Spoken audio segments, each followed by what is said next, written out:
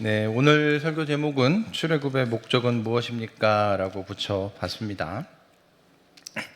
제가 주구장창 계속 말씀드리는 게 있습니다. 저는 성경을 하나님이 우리에게 주신 계시의 말씀이라고 굳세게 믿고 살아가는 사람입니다. 그렇다면 하나님이 우리에게 주신 성경의 목적이 있지 않겠습니까? 그 성경의 목적이 뭘까요?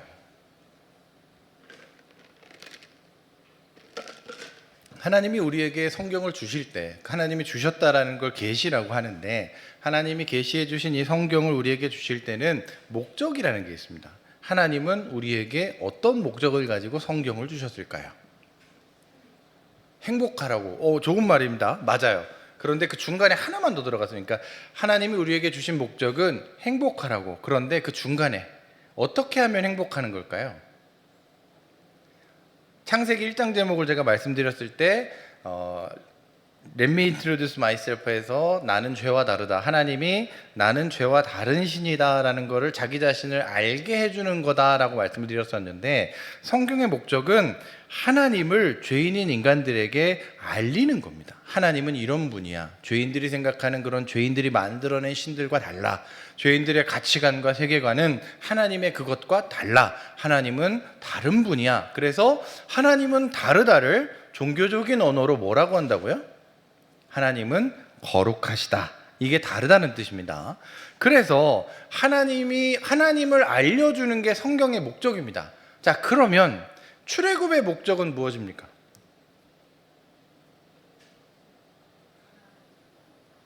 출애굽의 목적. 자, 성경 안에 들어있는 성경의 목적은 하나님을 알리는 거예요. 자, 그러면 출애굽의 목적은 뭘까요?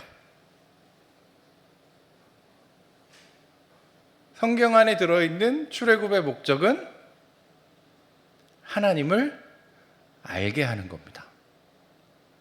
자, 아브라함을 부르신 목적은 뭘까요? 하나님을 알게 하는 겁니다. 야곱을 부르신 목적은 뭘까요? 하나님을 알게 하는 겁니다. 신약으로 넘어와서 예수께서 십자가를 지신 목적이 뭘까요? 하나님을, 그 사랑을, 그 깊이를, 그 은혜와 자비를 알게 하는 겁니다.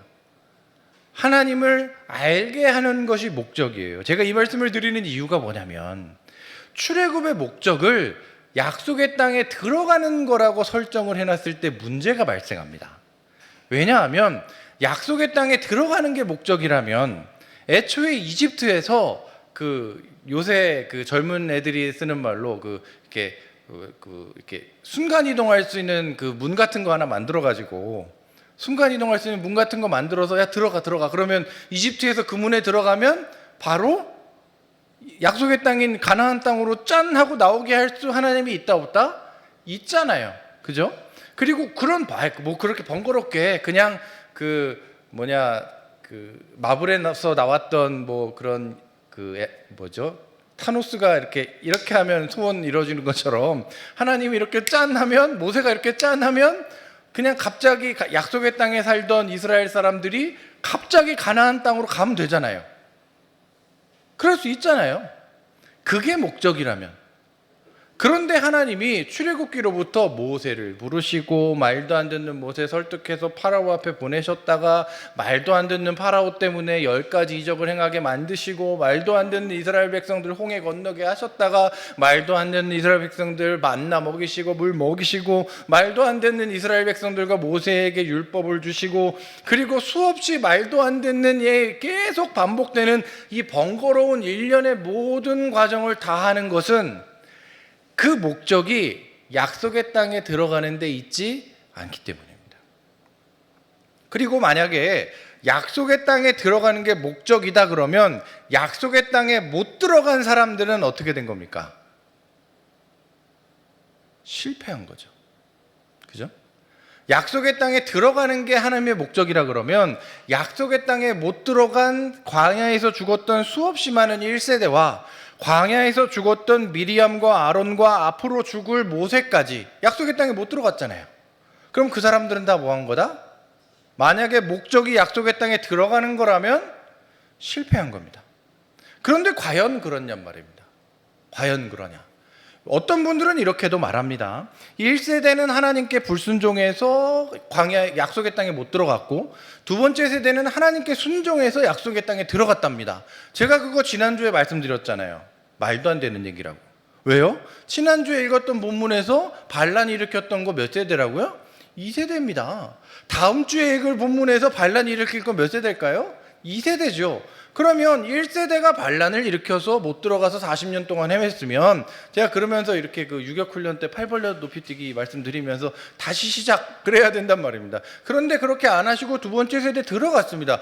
두 번째 세대가 순종했다고 들어간 게 아닙니다. 오해하시면 안 돼요. 오해하시면 안 됩니다. 그러니까 순종하면 들어가고 불순종하면 못 들어가는 거라고 해가지고 그 목적이 약속의 땅에 들어가는 거다라고 얘기를 해버리면 많은 모순들이 발생하고 하나님을 알리는데 실패하게 됩니다. 그런데 하나님을 알게 만드는 게 목적이라면 약속의 땅에 들어가거나 안 들어가거나 상관없습니다. 일례를 들어볼까요? 하나님이 이 약속의 땅에 들어간다는 약속을 도대체 언제 해주신 겁니까? 약속의 땅이라고 할 때 그 약속은 언제 해준 거예요? 왜 거기는 약속의 땅입니까? 그거 아브라함한테 한 것 때문에 그래요. 아브라함한테 한 약속의 땅, 아브라함한테 내가 너에게 이 땅을 줄게 라고 하는 그 약속이 이루어진 그거가 약속의 땅입니다. 그런데 지금 이 시점에 모세와 이스라엘 백성이 살아가고 있는 이 민수기 20장 기준으로 아브라함은 약 500년 전 사람입니다. 아브라함은 약속의 땅에서 이스라엘 사람들이 들어가가지고 정착한 그 넓은 약속 이스라엘 땅을 아브라함은 다 차지하나요? 아브라함은 고작해야, 그때 그 주일학교 설교 때도 말씀드렸습니다마는 헤브론이라고 하는 그곳에 막벨라 굴이 있는 그 묘지를 쓰는 선산 정도만 돈 주고 샀습니다. 바가지 잔뜩 써가지고. 그냥 그렇게 샀을 뿐이에요. 아브라함은 약속의 땅에 그러면 들어간 겁니까? 못 들어간 겁니까? 땅을 기업으로 얻은 거예요? 못 얻은 거예요? 못 얻은 거잖아요. 주일학교 오늘 이제 얘기가 시작됐던 그 야곱이라는 사람은 약속의 땅에 살다가 오히려 가족들 다 이끌고 어디로 가죠? 이집트로 갔잖아요. 그러면 야곱은 약속의 땅에서 멀어진 사람이니까 야곱은 버림받은 사람입니까? 아니란 말이죠. 제가 이 얘기를 왜 드리냐면, 우리가 신앙을 가진 목적이 뭘까? 하나님은 도대체 왜 나를 예수 믿게 하시고 나는 왜 하나님을 왜 믿게 하셨을까? 우리의 신앙의 목적이 뭘까? 잘 먹고 잘 사는 걸까? 부자가 되는 걸까? 죄송하지만 저부터 어떻게 좀 그러면 저부터 좀 어떻게 해주셨으면 좋겠습니다. 아니라는 거죠. 땅을 기업으로 얻습니다. 역시 부동산인가요? 이런 게 아니란 얘기를 드리는 겁니다. 하나님을 믿게 만든 목적은 뭐다? 하나님을 알게 해서 하나님을 기준 삼아서 생각하고 하나님을 기준 삼아서 선택해서 하나님을 기준 삼아서 선택한 결과를 맞이해서 아까 우리 신우숙 집사님이 얘기해 주신 뭐 해라? 행복해져라 라는 것이 우리에게 주신 목적입니다. 그러므로 출애굽의 목적은 약속의 땅에 들어가게 만드는 게 아니라 하나님을 알게 하는 거예요. 그러니까 지지부진하게 이 긴 이야기가 필요한 겁니다. 아니 그냥 이렇게 짠 하면 출애굽했다, 약속의 땅에 들어갔다 이러면 편하잖아요. 노래 시작했다 노래 끝냈다라는 노래가 있습니다.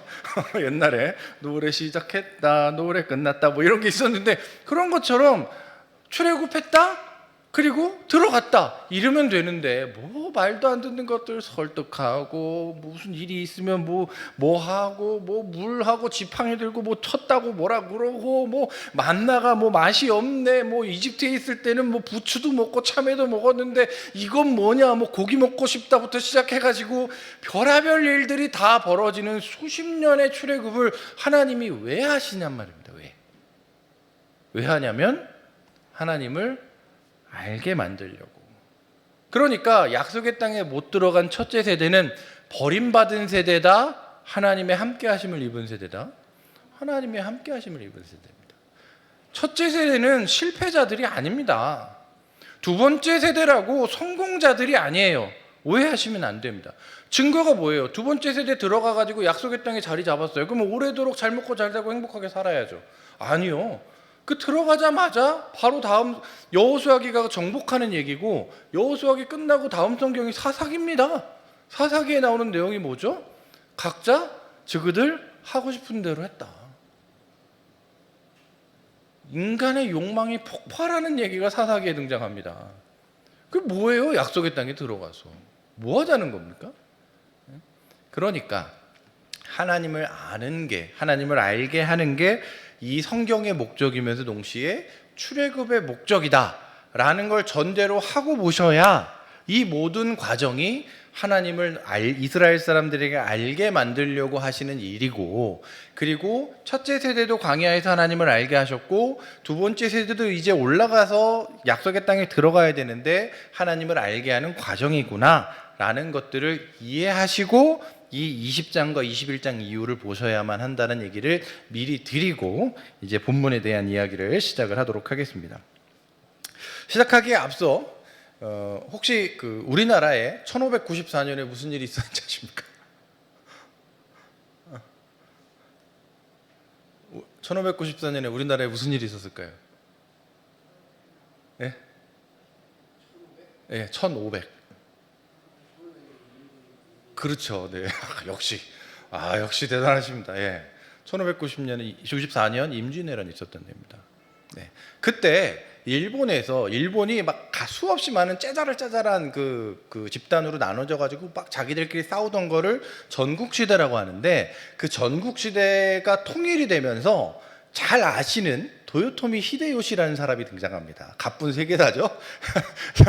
도요토미 히데요시라는 사람이 딱 등장하고 나서 자기를 반대하는 세력들에 대해서 뭔가 관심을 돌리고 자기의 그 권력을 강화하려고 일으킨 전쟁이 임진왜란입니다.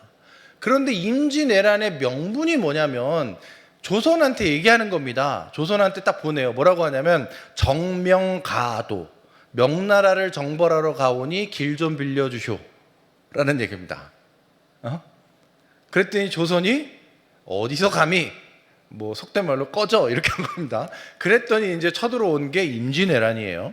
자, 우리가 생각하기에 명나라를 정벌하러 갈 테니 우리 군사가 지나가는 거를 갈 길을 빌려주세요 라고 말하는 도요토미 히데요시의 요구가 말이 된다, 말이 안 된다? 말이 안 되죠. 그거 기억하십시오. 기억하세요. 이제 20장 얘기 시작합니다. 20장 14절에 모세가 이제 약속의 땅에 가려고 가데스라고 하는 지역에 머물러, 이스라엘 남부 쪽에 있는 광야 지역에 있습니다. 에돔이라고 하는 남쪽에 있는 작은 나라가 있었는데, 에돔이라는 나라에 편지를 보내요. 우리가 약속의 땅에 가려는데 길 좀 빌려주세요. 말이 된다, 안 된다? 갑자기 모세가 했다니까 말이 되는 것처럼 느껴지십니까? 예? 이거를 설교하시는 분들이 막 모세는, 여기 보면 모세가 이제 그 에돔 왕한테 편지 쓴 얘기가 나오거든요. 그 문구가 나와요. 이거는 되게 격식을 갖췄고 고대 근동의 외교 문서의 그런 순서들을 차근차근 다 갖췄고, 그래서 모세는 정중하게 에돔 왕한테 요청했는데 에돔 왕이 싸가지 없는 게 거절했다고, 이렇게 설교하시는 분들이 계십니다. 왜냐하면 자꾸 팔이 안으로 굽는 겁니다. 예? 그런데 길 가는 한두 사람, 우리 집 앞에 있는 길 지나가겠다 그러면 지나가세요 이렇게 얘기하겠는데, 그게 아니라 탱크 몰고 좀 지나갈게요 그러면, 아니면 막 여기 문신 막 잔뜩 그려져 있고 막 해서 걔네 덩치 있는 사람들이 한 40명 정도 몽둥이 들고 우리가 집 앞 좀 지나갈게요 이러면 누가 그걸 지나가라 그래요? 거기다가 모세의 표현이 웃깁니다. 뭐냐면 이렇게 보내요. 시작할 때 14절에 보시면 임금님의 형제 이스라엘은 다음과 같이 요청하는 바입니다. 뭐라고요? 임금님의 형제. 왜냐하면 에돔이 에서의 후손들의 땅이거든요. 우리 아까 주일학교 설교 때 말씀드렸던 야곱의 쌍둥이 형제였던 그 야곱은 이제 이 12지파 이스라엘의 조상이죠. 그리고 그 쌍둥이 형제였던 에서의 후손들이 에돔이라는 국가를 만든 거예요. 자, 그래서 이렇게 얘기하는 거예요. 임금님의 형제 이스라엘이 다음과 같이 요청합니다. 길 좀 빌려주세요. 이게 얼마나 웃긴 얘기냐면, 제가 이건 그냥 알고 계시면 좋습니다. 여기 민수기 20장의 이스라엘 사람들과 모세는 출애굽한 사람들이잖아요. 애굽에서 나온 사람들입니다. 그러면 애굽에 들어간 사람은 누구다? 아까 말씀드렸던 야곱이 자기 가족들을 이끌고 애굽으로 들어갔잖아요. 야곱이 들어갔고 모세가 나왔어요. 그 사이의 시간이 몇 년일까요? 성경에 기록되기로 430년입니다. 그리고 모세가 광야에서 지금 보낸 지가 40년째예요. 그러면 야곱이 자기 일가를 이끌고 이집트에 애굽으로 들어간 이래로 몇 년이 지났다? 약 470년이 지난 겁니다. 그러면 이런 거랑 똑같아요. 470년 전에 내 조상이 470년 전 당신의 조상과 형제였습니다. 우리가 남이가 라는 얘기를 하는 겁니다. 자, 470년 전 조상이 형제였다를 한 글자로 뭐라고 한다고요? 남이죠. 네. 모세는 우리가 남이가 한 겁니다. 470년 전 조상이 형제였잖아요. 그랬더니 에돔 왕이 그걸 남이라고 하는 거야 라고 하면서 길 못 빌려줘 라고 얘기하는 겁니다. 되게 코미디 같은 상황이에요. 자꾸 우리가 모세의 편을 들으려고 하는 경향이 있습니다. 근데 제가 앞서 일부러 그 임진왜란 얘기를 꺼낸 건, 임진왜란 얘기를 들으면 무슨 택도 없는 욕을 하고 있어 이 생각을 하시니까, 그 생각을 가지고 이 본문 보면 모세가 지금 에돔이라는 나라에게 얼마나 무리한 부탁을 하고 있는지 알 수 있는 거예요. 자, 그래서 무슨 얘기를 하냐면 이렇게 하는 겁니다. 우리가 임금님의 땅을 지나가도록 허락만 해주세요. 임금님의 땅을 지나가는데 밭이나 포도원에 안 들어가겠습니다. 샘물도 마시지 않겠습니다. 다만 왕의 길만 따라가겠습니다. 왕의 대로라고도 하고 왕의 고속도로라고도 말을 합니다. 고대 사회에 그 이집트라는 제국과 메소포타미아 쪽에 있는 제국 사이에 연결했던 국제도로입니다. 국제도로. 군사들이 주로 움직이는 도로고, 그 도로를 따라서 큼직큼직한 도시국가들이 쪼라락 자리 잡고 있기 때문에 에돔에게 얘기하는 거예요. 우리가 이 길만 따라가겠습니다. 왼쪽으로나 오른쪽으로나 벗어나지 않겠습니다. 그러면 에돔 왕이 묻겠죠. 그래, 좋은 생각인데 물 안 먹겠다고? 그리고 조용히 지나가. 근데 몇 명이야? 너네 몇 명이니? 그러면 우리 몇 명이라고 해야 돼요? 장정만 60만입니다. 이렇게 돼요. 그러면 장정이 60만이 그 길을 지나가는데 어떻게 사고가 안 나고요? 어떻게 물을 안 먹어요? 아니, 지금처럼 서울에서 부산까지 물 안 마시고 갈 수 있잖아요. 지금은 고속도로 쫙 깔려 있고 그 길 따라 차 타고 가면 뭐 한 4시간이면 가니까 4시간 정도는 참을 수 있어요. 이 사람들 다 걸어가야 됩니다. 걸어가야 돼요. 그 걸어가는 게 약 한 2주가 넘게 걸릴 텐데 2주 동안 무슨 물을 안 마셔요? 이 동네 광야 지역인데. 그리고 장정만 60만이에요. 이 정도면 가는 길에 마음에 안 든다고 시비 걸고 탈탈 털어도 할 말 없습니다. 그러니까 우리 입장에서 놓고 보자면 에돔이 조선이고요. 모세가 이데오시입니다.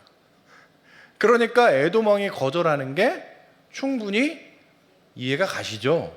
에돔 왕이 나쁜 사람이 아닙니다.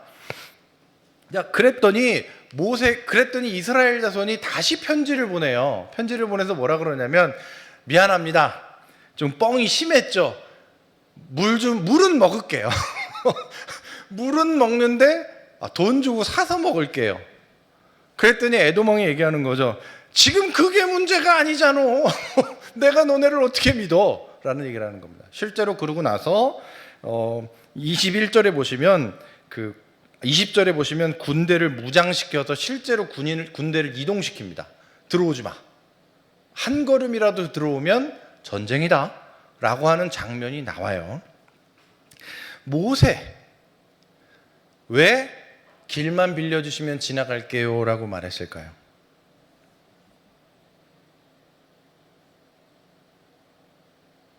왜 그랬을까요? 그냥 싸우면 되잖아요.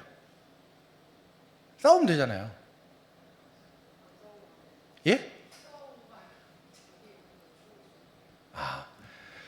이게 이제 나중 되면 어떻게 성경에 기록되어 있냐면 에돔은 그 형제 국가다 뭐 이래가지고 뭐 이런 얘기가 나오는데, 아까 말씀드렸지만 그건 나중에 합리화할 때 등장한 명분 같은 겁니다. 아니 생각해보요. 아까 말씀드렸잖아요. 470년 전에 조상이 형제였다니까요. 그거 한 글자로 뭐라 그런다고요? 남이에요, 남. 예? 예를 들어서 일본의 그 도요토미 히데요시가 임진왜란 일으키면서 야 수백 년 전에 백제라는 너희 한반도에 있던 나라의 유민들이 와가지고 우리나라를 세웠어.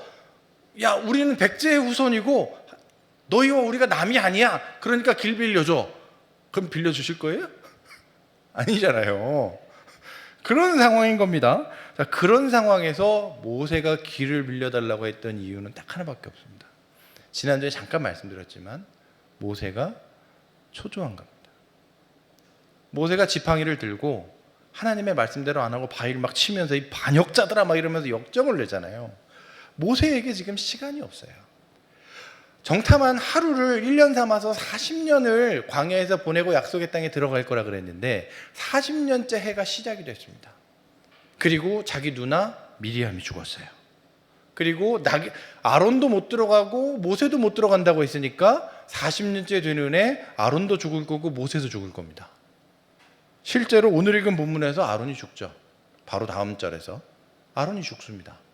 그러면 모세 입장에서는 지금 쫓깁니다. 그러니까 최대한 빨리 가고 싶은 겁니다. 최대한 빨리.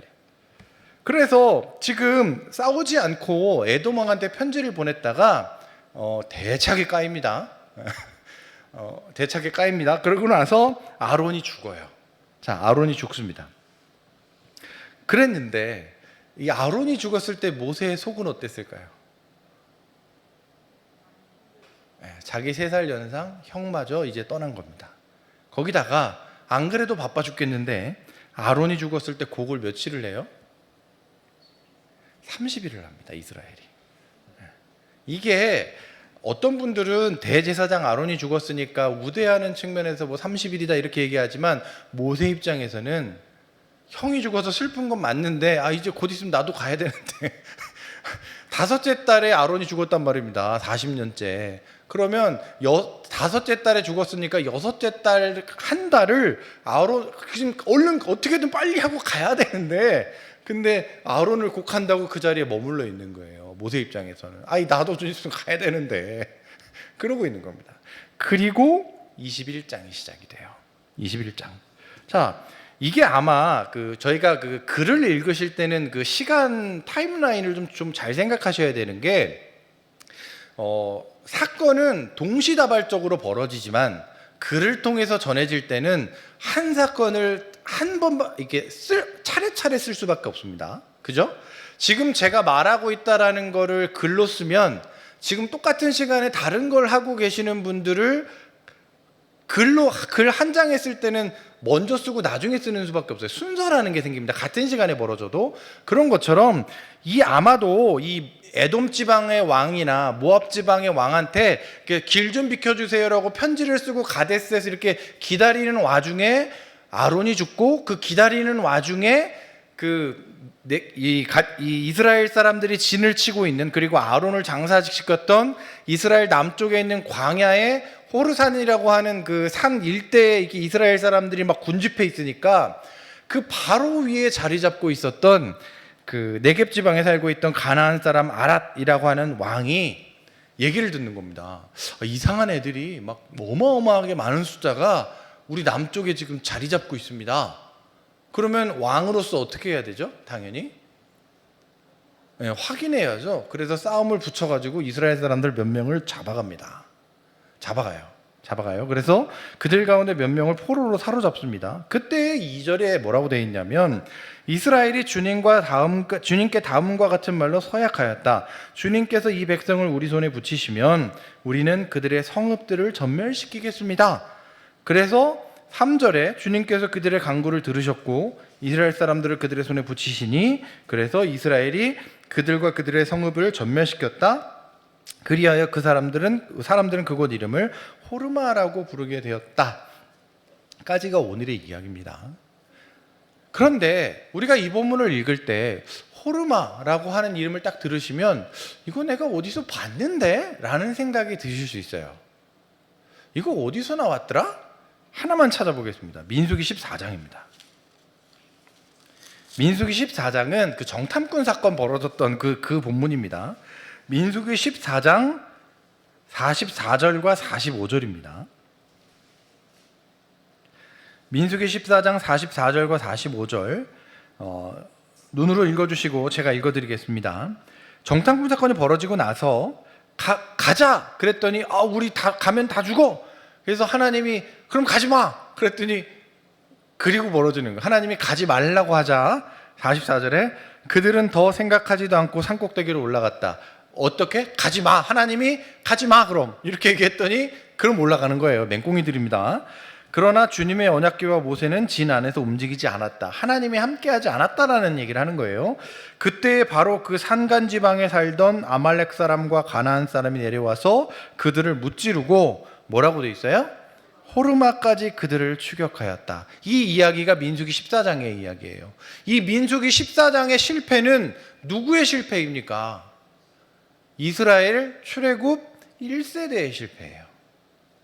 출애굽 1세대는 정탐꾼 사건을 통해서 하나님을 안 믿고 있다라는 사실을 적나라하게 보여줬습니다. 우린 하나님을 안 믿어. 여호수아와 갈렙이 이렇게 얘기합니다. 하나님이 우리와 함께 하셨고 하나님이 우리에게 허락하시면 그러면 우리가 승리할 수 있으니까 올라가자. 그랬더니 여호수아와 갈렙 돌 맞아 죽을 뻔합니다. 온 이스라엘이 돌 들고 쳐 죽이려고 그래요. 그때 하나님이 갑작스럽게 개입하셔서 안 되겠다. 얘네들 확 쓸어버리자. 그랬더니 모세가 하나님 바짓가랑이 붙잡고 하나님 그러시면 하나님 쪽팔리잖아요. 뭐 이런 얘기를 하는 겁니다. 그렇게 해서 하나님을 말렸어요. 물론 하나님이 일부러 그렇게 하시는 겁니다.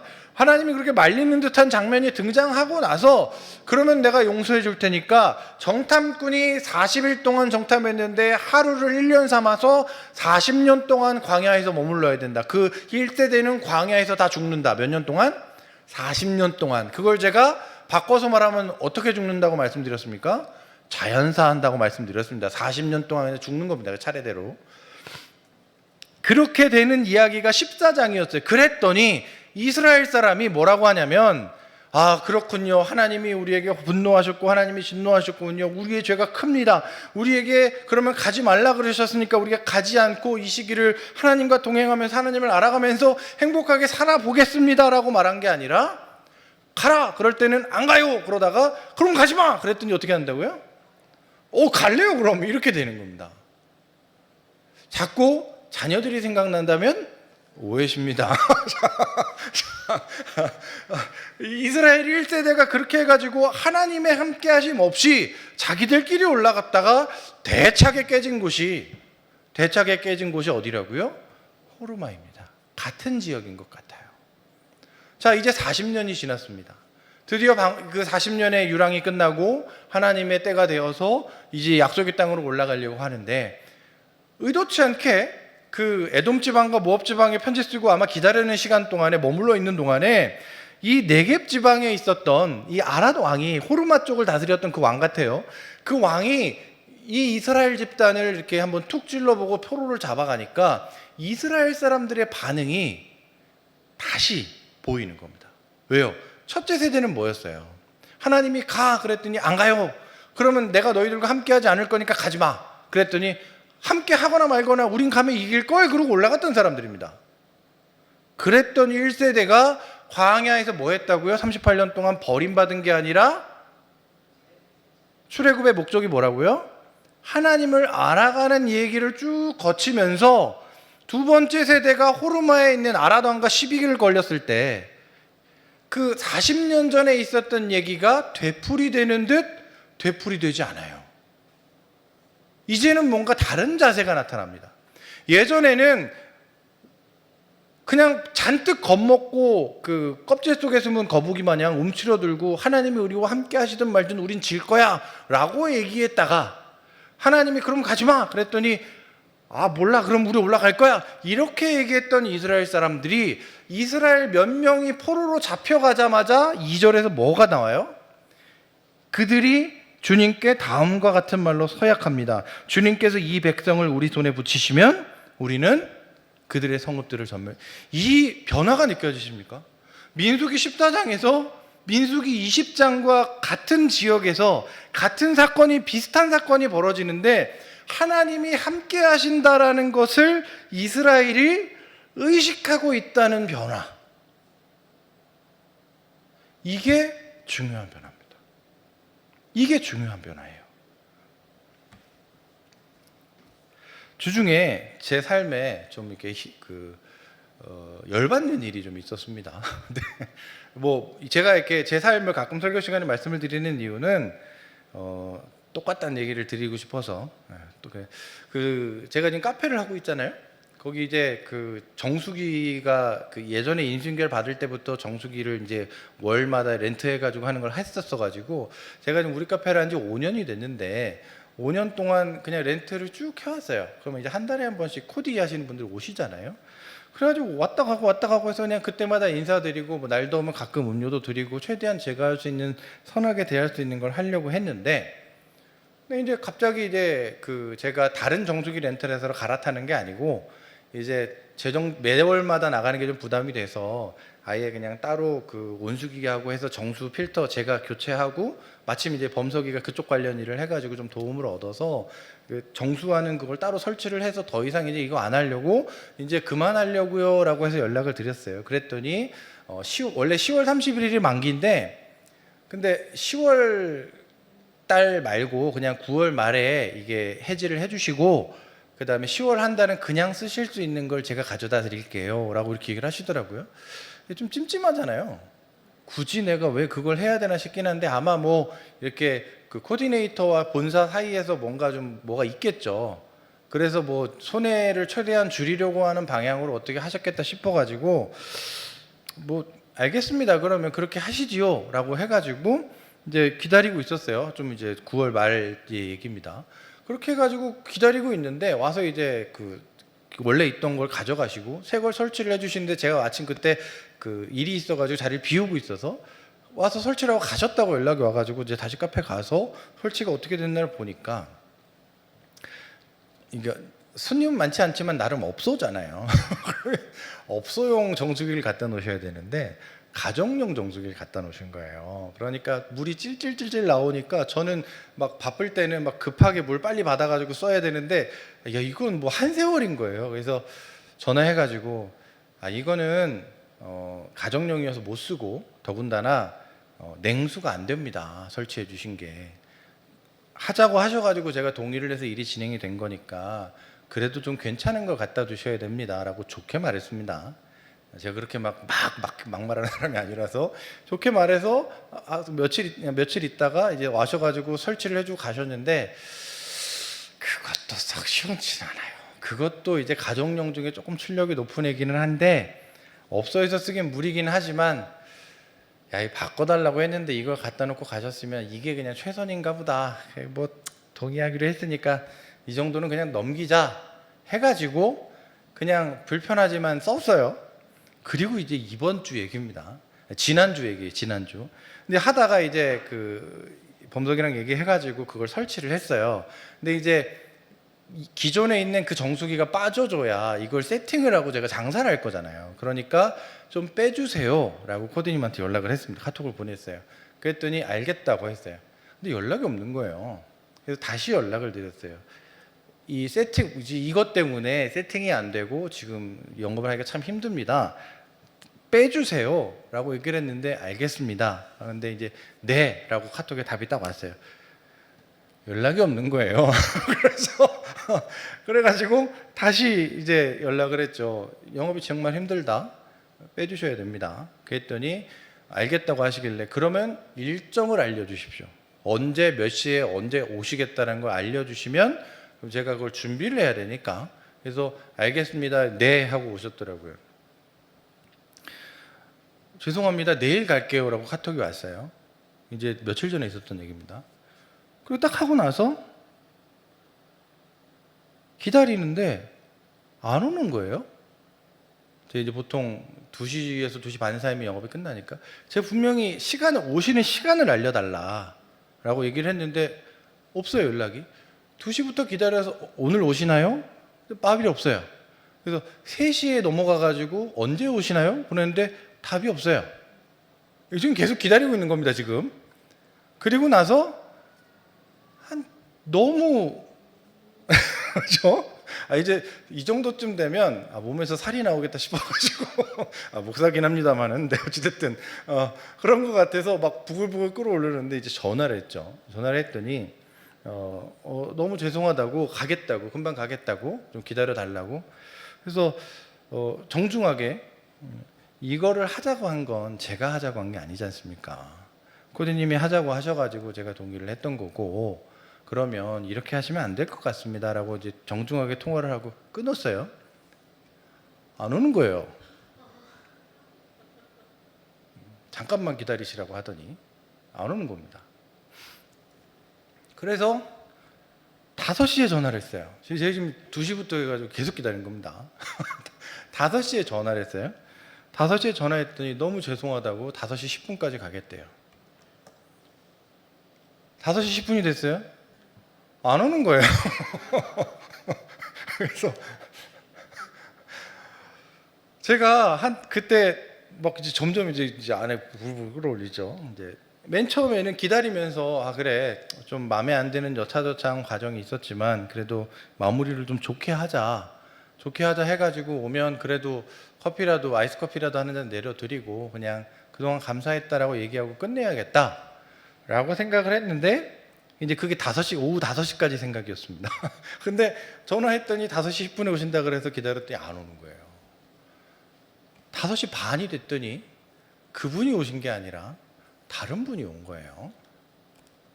그래서 그분이 오셔가지고 이제 다른 분이 오셔가지고 이거를 가져가시길래 제가 물어봤습니다. 저는 이미 이제 저기압이에요. 완전 저기압이죠. 기분이 완전히 나쁘죠. 그런 상황에서 물어봤어요. 혹시 방문해서 지금 걷어주시는 여사님께서는 우리 카페에 가서 이거 철거해달라는 얘기를 언제 들으셨냐? 물어봤어요. 이제 사실은 녹음도 다 해놨습니다. 저 배달 음식을 좀 받아주셔야 될 것 같은데 저기 오늘 계산하기로 해주신 김지식 집사님 저 바깥에 네, 저녁에 왔습니다. 자, 그렇게 해가지고 언제 그 얘기를 들으셨냐라고 말씀을 드렸더니 그분이 이제 제가 저기압이니까 제 눈치를 보잖아요. 제가 지금 기분이 굉장히 안 좋은 티를 제가 되게 잘 내거든요. 나 기분 안 좋다를 잘 내니까. 그러니까 목소리는 차분하게 말하지만 막 느끼신 거예요. 그래도 되게 눈치를 많이 보시더니 아까요 그러더라고요. 근데 그 순간 이제 머릿속에서 이제 하나님이 싹 사라졌어요. 하나님이 싹 사라지면서 내가 뭐 선대에서 좋은 마무리를 하고 그래도 5년 동안 감사했습니다. 이거는 싹 사라지고 그 순간 그러시냐고 감사하다고. 그리고 그분은 이제 보냈어요. 그분한테 화낼 일은 아니니까. 그리고 전화했습니다. 전화해가지고 근데 전화하자마자 어떻게 지금 그분 방문하셔가지고 가져가셨냐고. 그래서 이제 그때부터 제가 차분한 어조와 이게부터 시작해가지고 이제 잘근잘근 이게 하나하나 이렇게 짚어가면서 쪼기 시작했습니다. 그러시지 마시라고. 이거 내가 하자고 한 거 아니고 코디님 때문에 이렇게 일이 된 거고, 그리고 이걸 잘 마무리하셔야지. 그리고 심지어 본인이 오시겠다고 얘기를 했었거든요. 안 나타나셨지 않냐고. 그랬더니 뭐 죄송하고 뭐 일부러 그런 건 아니고 뭐 의도가 어쩌고 저쩌고 뭐 갑자기 일이 생겨서 뭐 됐고 뭐 그래서 뭐 고객님한테 저는 당신 고객 이제 더 이상 아니니까 나한테 말 걸지 그런 식으로 부르지 마시고 막 이렇게 해가지고 정말 칼같이 딱 끊고 마지막에 한마디 했습니다. 어디 가서 이렇게 사시지 마시라고. 통쾌한 듯 찝찝하더라고요. 네, 통쾌한 듯 찝찝했습니다. 하루 종일 기분이 안 좋고 그날 밤에 제가 이게 약간 목사로서 어떤 그런 게 있어서 그런지 모르겠는데 뭔가 내 스스로 막 그런 좀 불편한 일들이 막 벌어지면서 잠을 잘 못 잡니다. 그래서 그날 밤을 꼬박 새면서 이제 또 막 머릿속에서 막 고민하고 막 그러고 있다가 이제 지금 여러분 앞에 이러고 얘기를 하는 겁니다. 제가 얘기를 드리는 이유는 뭐냐면 사람 똑같습니다. 네. 하나님을 생각하고 하나님을 의식한다고 하면 참 좋죠. 감사한 일입니다. 심지어 제가 지난주에 설교했던 내용이 뭐게요? 하나님의 거룩한 백성답게 살아보시자고 했다가 제가 지금 그런 거잖아요. 물론 제가 그렇게 절차를 진행한 건 잘못된 건 아닌 거라고 지금도 생각합니다. 저는 많이 참았다고 생각하고 제가 뭐 틀렸다라고 생각하지 않지만 제 마음속에 그분에 대한 어떤 그 잘글잘글 씹어내는 그런 마음들이 하나님스럽지 않은 모습들이 나에게 있구나. 그런데 그럼에도 불구하고 이제 제가 밤을 새면서 머릿속에 막 정리하면서 그럼에도 불구하고 오래 참았다라는 생각이 네. 그럼에도 불구하고 진짜 녹음한 것도 있고요. 카톡 파일도 다 있어요. 제가 보냈는데 답도 없는 것도 있고요. 정말 제가 많이 참았다. 근데 이제 제가 드는 생각은 뭐냐면 정말 훌륭한 인격을 가진 김종국 목사구나가 아니라 참 그래 하나님이라는 분 때문에 참 많이 변했구나. 너도 불같은 성격이 있습니다. 제가 마냥 좋은 사람이 아니거든요. 정말 막 집요하게 물고 뜯는 것도 있고요. 근데 그 코디라는 분을 상대하면서 그래 참 그래도 조금은 변했구나. 아주 조금은. 그 성격 못 버리고 마지막에 당신 그렇게 사지 마시오 이 얘기하긴 했지만 그래도 조금은 변했구나. 그리고 나서 또 실수하고 또 잘못하고 또 반복할 거지만 그래도 조금은 변했구나. 그리고 나서 이제 설교를 이 본문을 보는데 21장의 이 1, 2, 3절에 호르마를 점령하는 얘기. 호르마를 점령했다가 중요한 게 아니라 자기 선대에 있었던 그 호르마를 중심으로 펼쳐졌던 그 조상들의 실패의 이야기와 여기서의 이 사람들의 처음부터 주님께서 이 백성을 우리에게 붙이시면이라고 하는 이 말에 이 간격 사이에 약 한 30몇 년의 시간이 지났을 텐데 그 시간 동안 성경의 목적이 뭐라고요? 하나님을 알게 만드는 거. 출애굽의 목적이 뭐라고요? 하나님을 알게 만드는 거. 첫째 세대도 하나님을 알게 했고 첫째 세대와 함께 했던 두 번째 세대가 하나님을 알게 해주면서 그들이 그래도 조금은 변했구나라는 얘기를 여기서 발견하는 거예요. 그러니까 너무 저 같은 거예요. 그래도 그래 조금은 변했구나. 조금. 그런데 재밌는 건 뭔지 아세요? 미리 스포를 드리면 바로 다음 내용, 다음 주 할 얘기입니다. 바로 다음 내용이 또 반역이에요. 이거 보면서 정말 그 김중훈이랑 똑같구나라는 생각을 하는 겁니다.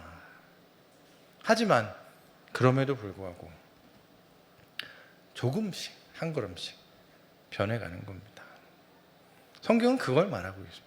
사랑하는 성도 여러분, 말씀을 마무리하면서 제가 주구장창 말씀드리는 내용이 뭐냐면 하나님을 알아갑시다. 하나님을 알아서 그분이 어떤 분인지를 알고 그게 내 마음의 기준이 되면 그때부터 우리는 조금씩 변해갑니다 라는 겁니다. 뭐 보시기에는 목사가 뭐 그런 것도 못 참고 저렇게 얘기할 수 있나 싶긴 한데 저는 정말 하나님의 은혜가 이 정도로 크구나라는 걸 다시 한번 그 밤에 생각을 했습니다. 내가 요 정도까지는 그래도 참았구나 라는 거. 부디 하나님의 목적, 성경을 주신 목적, 출애굽의 목적, 구원하신 목적, 하나님을 알고 행복하게 살아가기를 원하시는 그 목적을 헤아리셔서 하나님이 나와 함께 하신다라는 인식을 하게 되시고, 그래서 이번 한 주, 저는 이번 주에 실패했지만 하나님의 백성답게 행복하게 살게 되시기는 우리 성도님들이 되시기를 예수님의 이름으로 축복합니다.